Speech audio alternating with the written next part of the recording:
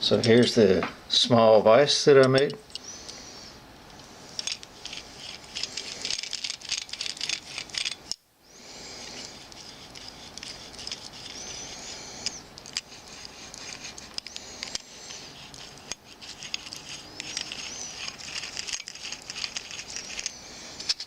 Put this item in here that we want to do some work on.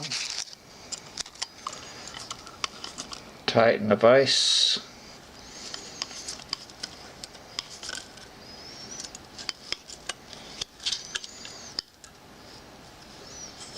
And there you have it. Ready to do some work on this piece of foam.